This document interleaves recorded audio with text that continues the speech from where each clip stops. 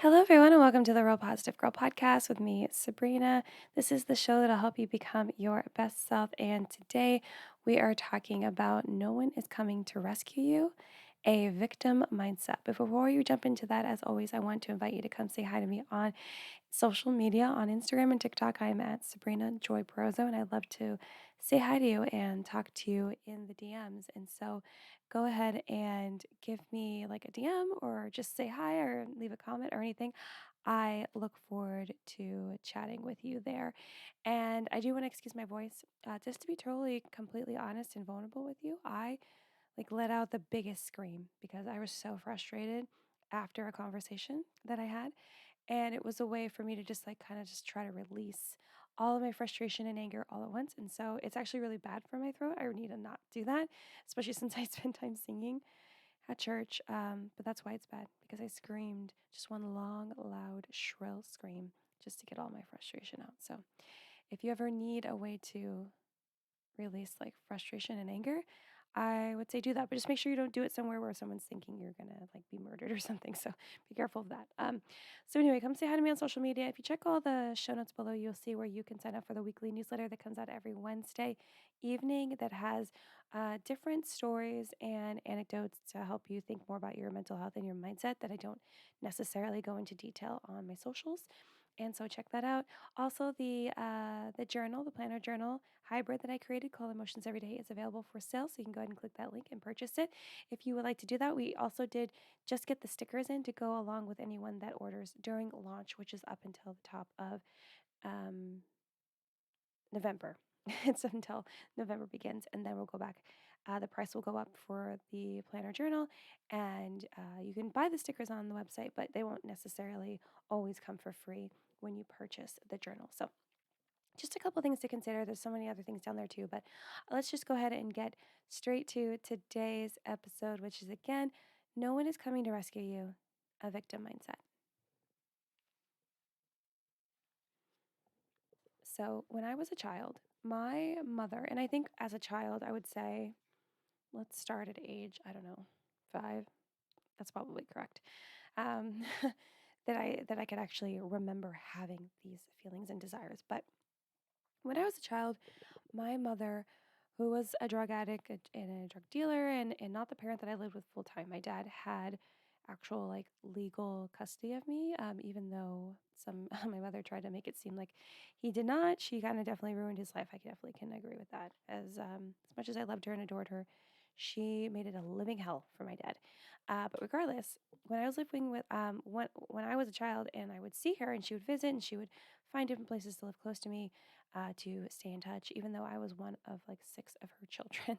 Um, you know, m- she would tell me all the time, that she would come and rescue me from my dad and that we would eventually live together. And it sounded like such a dream because all the other kids, at one point or another, did live with her and spent time with her and had her day in and day out. And that's what I wanted. But I was stuck with my dad, who there's definitely I talk about how I no longer have a relationship with my dad, and there was really hard times, and he wasn't the best parent that he could have been, for sure. I think he like you know he did the best that he could with what he knew how to do and how he chose to be, but I don't think it was the best he could have been. It was just there were so many things that could have been better that he chose not to fix, because he was focused on his own struggles. It's fine, because I definitely have parts of my growing up that I can identify with.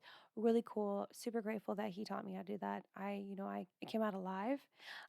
you know, I was able to grow up and be a human, and so he accomplished the necessary tasks. But yeah, so but I was still wishing and hoping, and my mom would always say, yeah, one day I'm trying to figure out, I'm trying to get it together, and I was always believed her, and I believed her for years, because my dad was so bitter from everything, like I said, happening in his life. And again, he was unfairly treated so many different times that had to do with her, and struggled with his own interests. He just wasn't the best. Um, but and I think part of his reason why he wasn't the best is he was wrapped up in his own generational pain and things that were going on there. But I wanted the parent that showed me love and care and attention and made the effort to listen to me and really kind of be interested in what I was doing, at least in the moment. And I held on to hope that my mom, that she was going to rescue me from my dad every day until the day she passed away. The day I got the call when I was in middle school on my room phone, because we had 2 lines in our house, or 3 lines, or something like that. And I had my own phone line, and I remember my sister calling, but I didn't answer. My older sister calling, and I didn't answer, and she was calling to let me know my mom passed away. And that, that's when the hope died, obviously, because it didn't happen. I wasn't rescued. She didn't just take me away from him. And honestly, in retrospect, I'm glad that she didn't, because, my other siblings, they went through hell living with her and all the different things that happened. And so, in retrospect, I am grateful, but I spent so many years just waiting around thinking that someone needed to rescue me from the pain and issues that I had. And I didn't even realize that I could just be, asking to be rescued, and moved into other pain and other issues and other problems. And of course, I was a child, so I didn't really understand what I was truly asking for, right? Um, and, but I was still hoping. I was still hoping every day for years, years. And, I know that this story that I'm talking about, how I hoped my mom would come and take me away and let me live with her and live this like beautiful fairy tale life that I had imagined in my mind.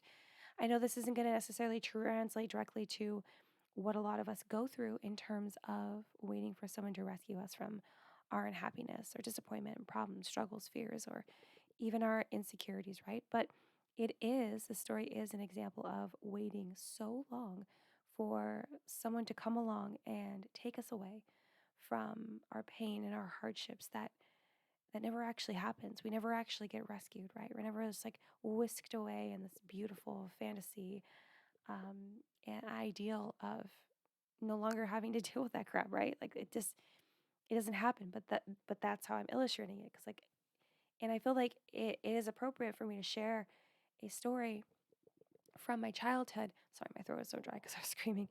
Uh, I think it's appropriate for me to share a story from my childhood, because I feel like a lot of times when we are so caught up in the hope and desire of someone rescuing us from whatever we're going through, it is kind of like this childlike belief and mindset that like you need someone to rescue you, you need someone to take care of you, you need someone to be that parent that makes it all the bad things go away. You know what I mean? And sometimes we will wait for so long. We will wait for so long only to find out that the thing we thought would save us is no longer there, or it's moved on, right?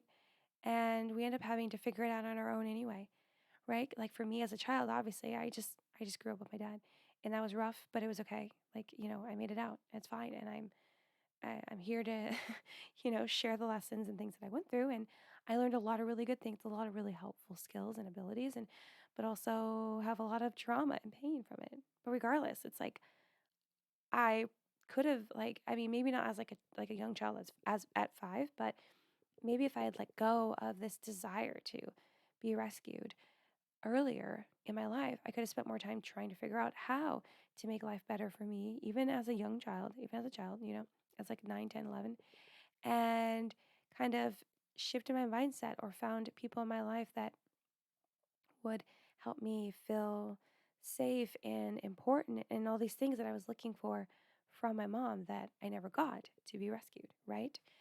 And also maybe not at that age group, not like at the gap that I'm talking about, because my mom died when I was 13. So that's how long I held on hope. So maybe it's like right after that I would have realized that um I don't need to look at it as needing to be rescued. I need to look at it as I'm going through struggles and hardships and mistakes and failures that I will learn from. Of course, that's really hard for a 13, 14, 15-year-old, 16-year-old to even grasp that concept that mistakes and failures and hardships and struggles are good learning lessons, of course. But you never know, right? And it's hard because in hindsight, you're like, oh man, if I had only done this, that, and the other, right? But there's nothing you could do.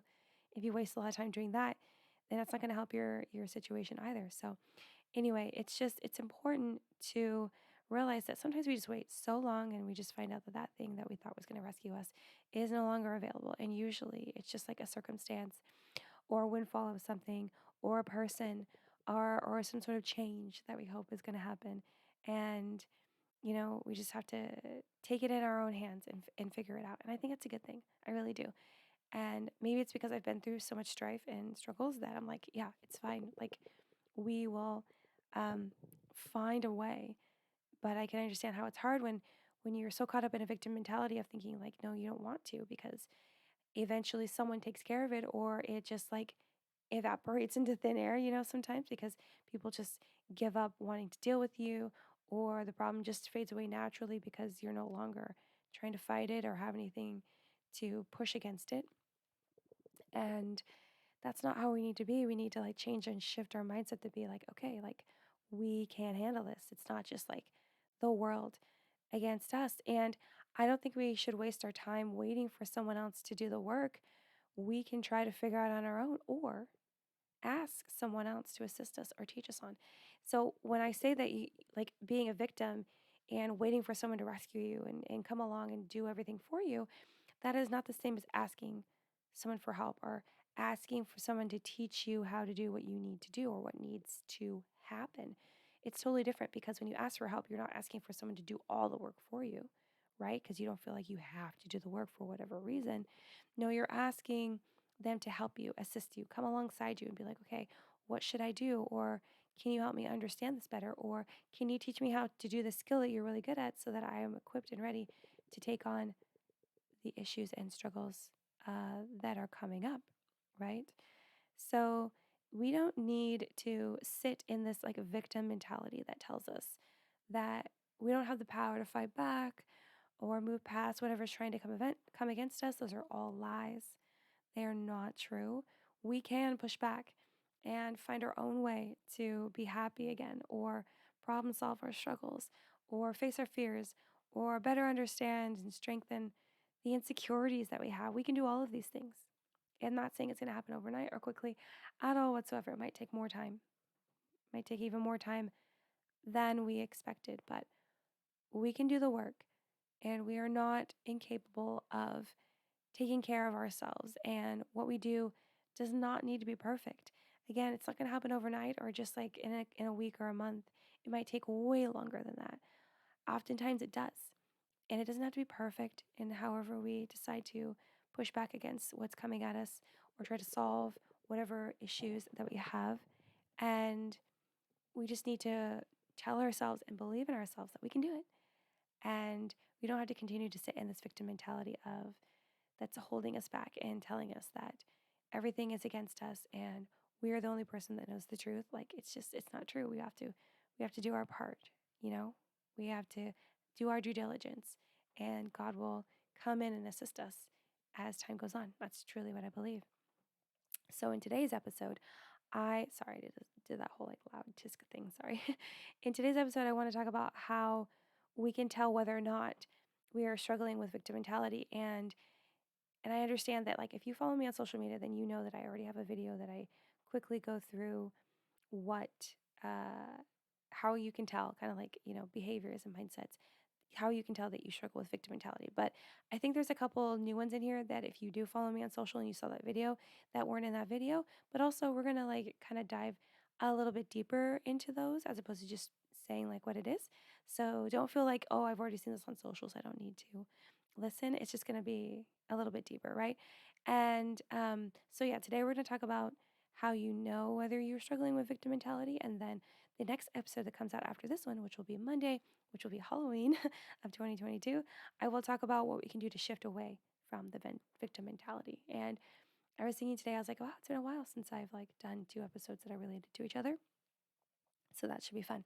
So in today's episode, let's go ahead and talk about like how you can tell you are living with a victim mentality, like a victim mindset. And I have 8, behaviors and mindsets to share with you to see if you relate or if you feel like you know someone else is doing these things, or maybe you want to be honest with yourself and you are personally struggling with these things.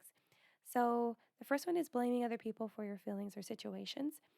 Often, if you're not new here, you know that I often talk about how we are the only people responsible for ourselves, for our emotions, for our reactions, for our responses. We are the only people. We say people make us feel this way and that way when they actually don't. We choose to feel that way based upon the experience and situation they were currently in, and what level our emotional wellness and management and intelligence is at, emotional intelligence is at, to know how to uh, respond or not react as much in the best way that will benefit us the most. But often people don't know that, or they don't believe that, because they're like, well, how could I control it if someone said terrible, rude things to me? It's like, yeah, you can. You can just be stoic, or you can just be chill, or you can take a breath and really like decide, okay, what would be the best thing to say to this that won't like make everything worse and I won't regret it later. And again, it'll benefit me, right? But a lot of people struggle with that. And so they will, when they have a victim mentality, they will often blame other people for their feelings and their situations, to be like, you're the one that made me mad, or you're the one that has put me in this situation of not having this, that, and the other because of this reason, right? And always pushing off the blame onto someone else, because it couldn't possibly be their fault, because they feel like they've done everything that they're supposed to do based on their own expectations, which is totally unfair, because life just throws curveballs all the time, doesn't it? And so we can't just be like, oh, we're going to decide how we live life. And if life doesn't cooperate, it's life's fault, right? No. So blaming other people for your feelings and your situations, that is definitely a sign of victim mentality. Number two is making your problems bigger than it is.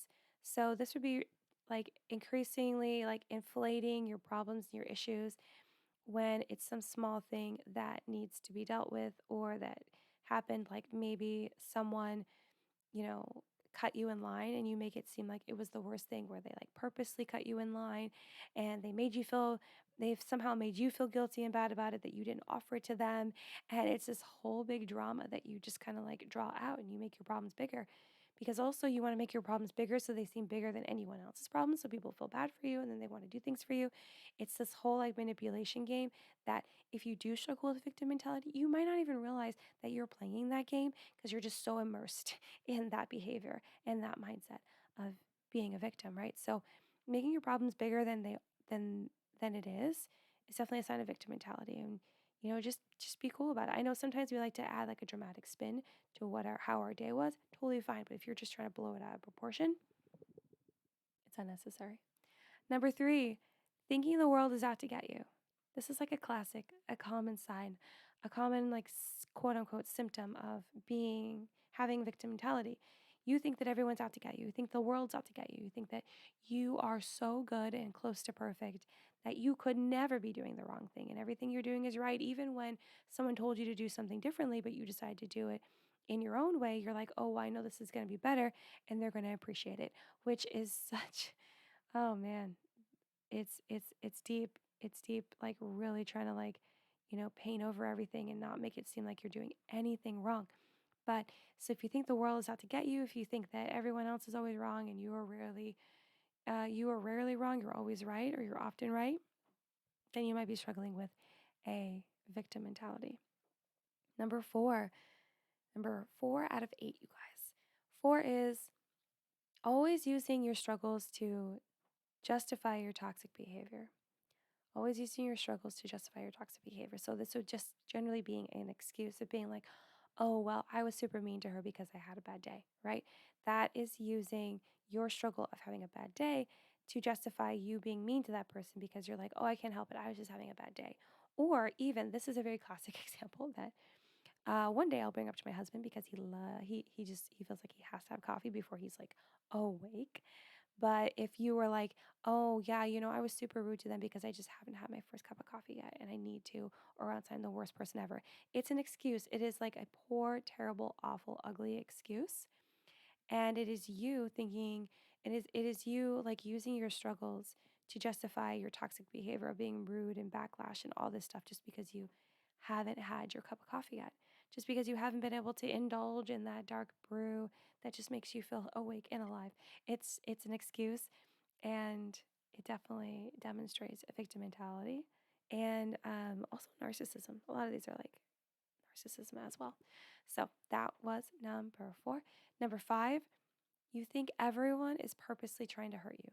So it's kind of related to like you think the world's out to get you, but oftentimes you can go a step deeper and think, oh my gosh, you think that everyone's out to hurt you. You think people are purposely, out there You might identify certain people that you assume, which is terrible, don't assume anything, but you assume, always ask questions. You assume that are out to get you, are wanting you to feel pain. And so you're like, oh my gosh, they are telling lies about me, or they're saying this, that, or the other, or they're making me look really bad, or they're not calling me back because they don't like me, or they don't want other people to like me, or they told all these people this, that, and the other. And so you are really like deep. I would say you're super deep in your victim mentality if you are thinking that everyone is purposely trying to hurt you and going as far as to make it super over dramatic by being like, oh my gosh, that person cut me in line at the coffee shop because they wanted me to feel really bad and they didn't care about me and boohoo. And it's just like that kind of thing where it just like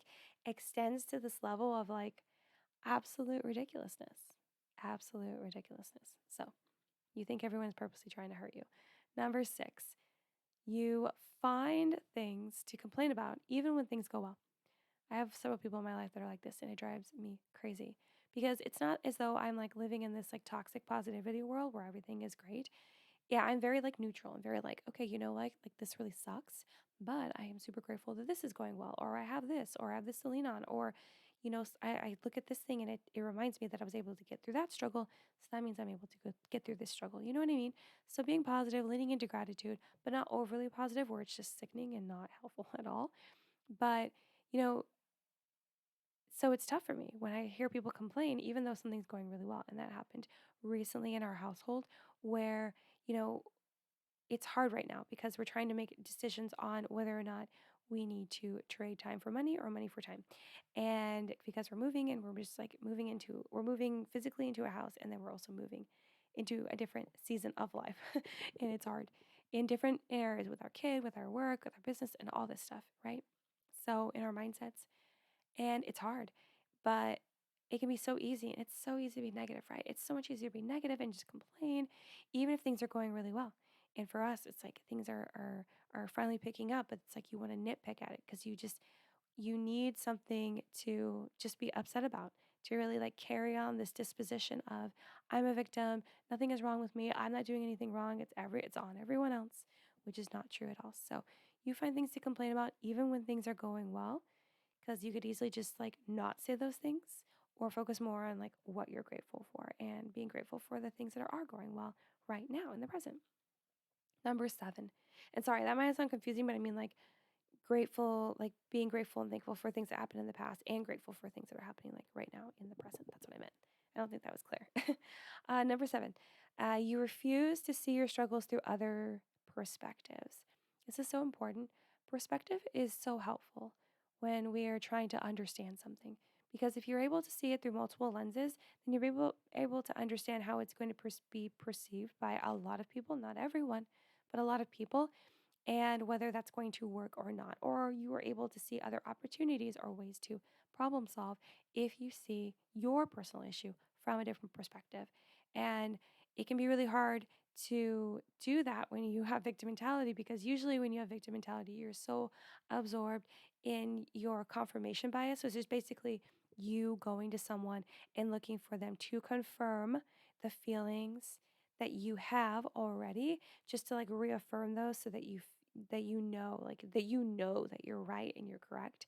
And if you start encountering people that are saying that what you think is incorrect and here's a better way to look at it, you don't want to agree with that. You want to run far away from that because you're like, oh no, how could that possibly be? I see it through my perspective, and that's the one that's right because it's mine. And that's so totally wrong and off, right? It's just so off, so often wrong. So if you refuse to see your struggles through other people's perspectives, or even ask people like, well, what do you think about this, that, and the other, or trying to see how that person is hurt instead of you just trying to act like you're hurt, it's really important. It can help you like also widen your opportunity, your mindset to have more opportunities and to learn more things about how other people operate and to just be filled with so much knowledge. I love really thinking deeply about let's look at things from different perspectives, like for everything in life. Okay, so number 8, and this is the last one that we're going to talk about today. And don't forget, next week we're going to talk about, or not next week. Well, I guess technically next week, but next episode, we're going to talk about how we can shift away from these mindsets and behaviors, but for victim mentality. But today, number 8, let's land on not doing anything to improve your life. And I purposely put this one at the bottom because I feel like it's the perfect end cap of being like, yeah, you blame other people for your problems and situations at the top. And then at the back end, you are not willing to do anything to improve your life. You're like, no, I'm doing everything that I need to do. I'm doing it as perfectly as I know how. Wow, it sounds really conceited and self absorbed, right? And you just don't think you need to do anything. You need other people to come in and do all of their like things to improve your life. And that's what's going to be better. And and that also leads to like, leaning into only feeling validated when other people validate you and recognize you and basing your self worth off of what other people say and think about you. And it's a dangerous game to play. It's a dangerous road to be on, to be honest with you. And so, not doing anything to improve your life, that is definitely like 110% sign that you are living a life of having victim mentality rule your life. So, that is all 8 of the like ways for you to tell whether or not you are suffering from victim mentality. I did forget to do my disclaimer that I do every time, which is all of these tips and advice are based on my own knowledge and research and my experiences and the experiences of others that I am allowed to share. If you feel like you do not align with this information, please go talk to a therapist or a counselor and they can help you one on one figure that out. Or go to our best friend Google and type in like how to know if you are acting like a victim, and it'll give you all kinds of like behaviors and mindsets to be on the lookout for and allow you to figure out if you are struggling with this. So, on that note, thank you so much for listening because that's all I have today. Thank you so much for listening to the Real Positive Girl podcast again with me, Sabrina. Check the show notes below to connect with me on social media, to purchase like a journal planner. That'd be great. Emotions every day. Sign up for the weekly newsletter. Do all the things. Suggest a topic for the show. But thank you for downloading, sharing, listening to the show. And until next time, have a good one. And I will see y'all next time. Bye.